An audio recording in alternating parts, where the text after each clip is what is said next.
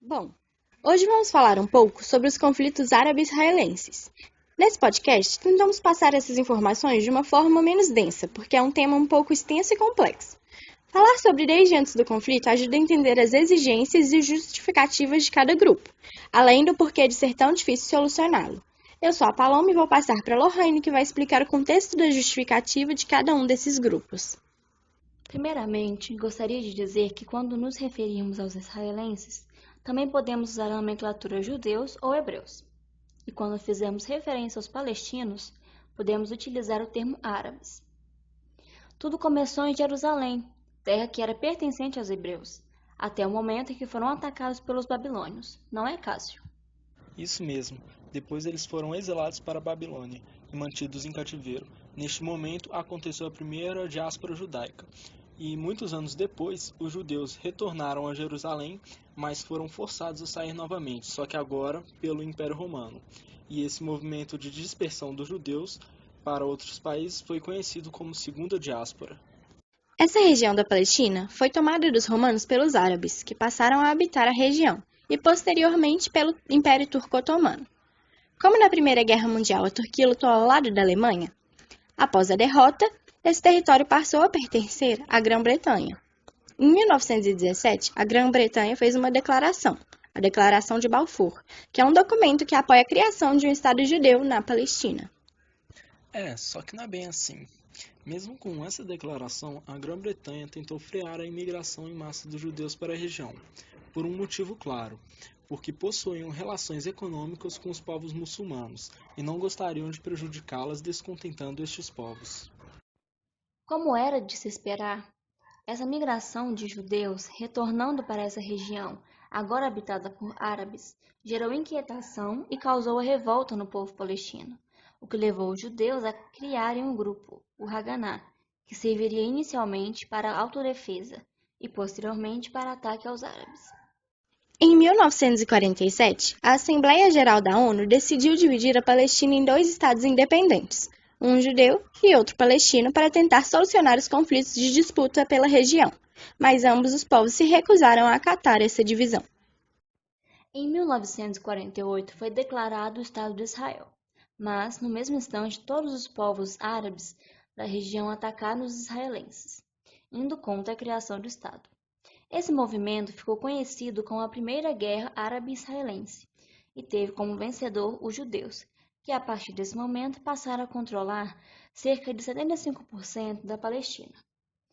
Com isso, iniciou-se a saída de palestinos das áreas tomadas pelos israelenses, gerando um número de refugiados muito grande nos países vizinhos. Os números são grandes mesmo.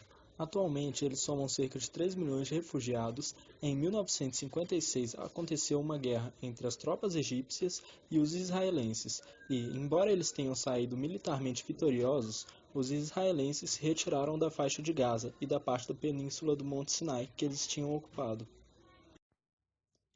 Alguns anos depois, foi criada a OLP, Organização para a Libertação Palestina, que tinha como objetivos principais a destruição de Israel e criação de um Estado árabe-palestino.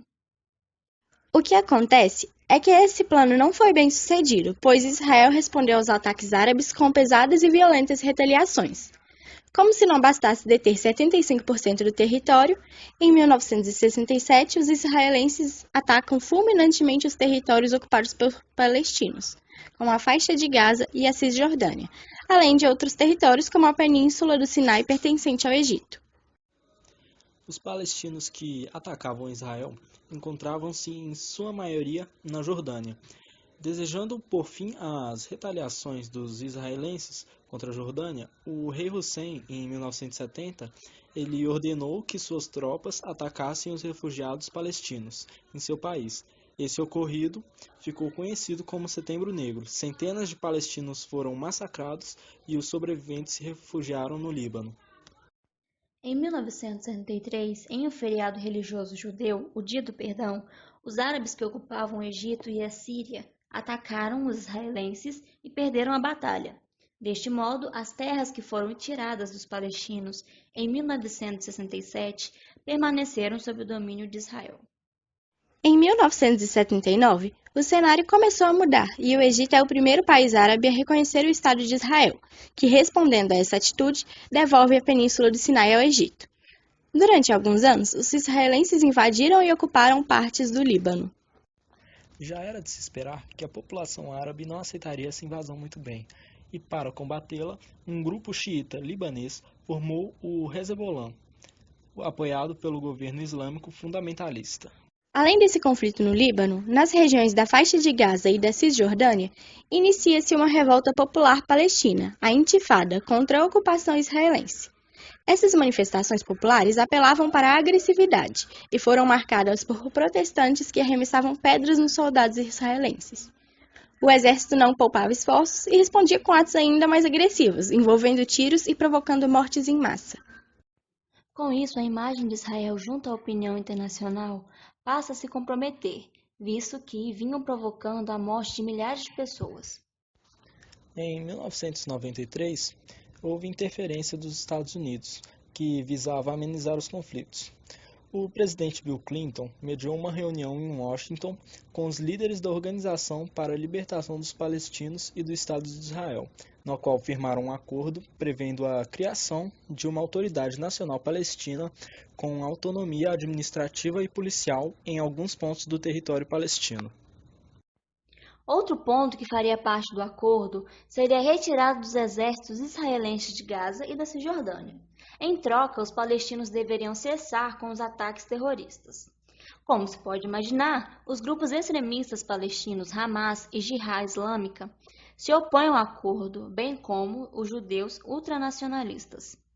Em 2001, os conflitos se agravam consideravelmente, retornando ao ciclo de manifestações contra a ocupação israelense, atentados suicidas palestinos e retaliações violentas por parte dos judeus. E até os dias de hoje não mudou muita coisa. Israel desocupou as 7 cidades da Cisjordânia e em relação à faixa de Gaza, lá permaneceu apenas soldados israelenses que defendiam os colonos judeus instalados nos assentamentos ilegais nessa região. A gente viu que esse conflito acontece há muitos anos, que houveram milhares de mortes. Será que eles não pensam em solucionar isso logo para parar de sacrificar tanta gente, Paloma? É muito difícil conseguir solucionar porque são grupos com opiniões totalmente diferentes e que não procuram se flexibilizar. Vamos mostrar alguns problemas que impedem a criação de 2 estados independentes que atendam aos requisitos exigidos pelos 2 povos. Um dos desafios é o fato que a área atualmente destinada para o povo palestino não é suficiente para abrigar todos os que estão refugiados em países vizinhos. Então, não é simplesmente declarar que a faixa de Gaza e a Cisjordânia agora são um Estado palestino, porque é preciso selecionar uma área muito maior e que suporte o grande contingente populacional. Isso e fazer uma redivisão é algo muito trabalhoso. Primeiro, porque milhares de pessoas teriam que sair de suas atuais ocupações, caso a área em que habitam fosse declarada como de outro Estado. Simplificando, se você tira uma parte do Estado de Israel e a declara como Estado palestino, os judeus que ocupavam terão de se mudar.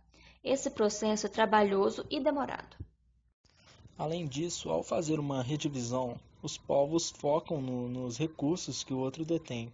E 2 exemplos disso são Jerusalém e o Rio de Jordão, que são recursos que ambos os povos não querem abrir mão de possuir. Além disso, os colonos judeus instalados em Gaza e na Cisjordânia, territórios que, de acordo com a divisão da ONU de 1947, seriam palestinos, se recusam a deixar seus assentamentos. Todos esses são obstáculos bem difíceis de solucionar, mas sem dúvida um dos maiores problemas para a implementação de uma solução é a oposição de grupos extremistas de ambas as partes. É verdade, a opinião desses grupos é extremamente inflexível.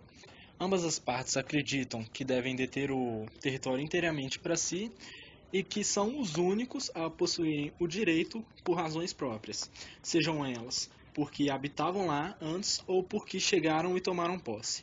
Ambos os grupos defendem ideais próprios.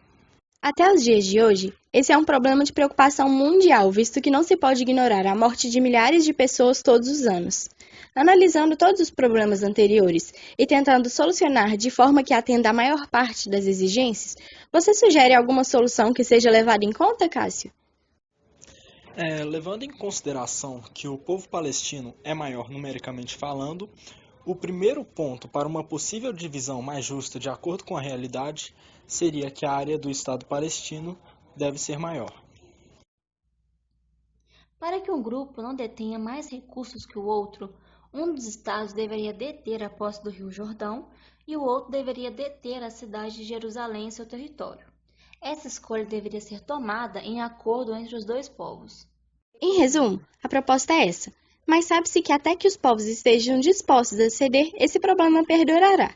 Esse é um conflito um tanto quanto difícil de entender, principalmente quando a gente que está de fora pensa: por que é mais fácil perder vidas diariamente do que ceder? Mas isso é algo que só quem vive pode entender. Em resumo é isso, espero que tenham conseguido entender todo o conflito e como ele permanece acontecendo. Obrigada a todos.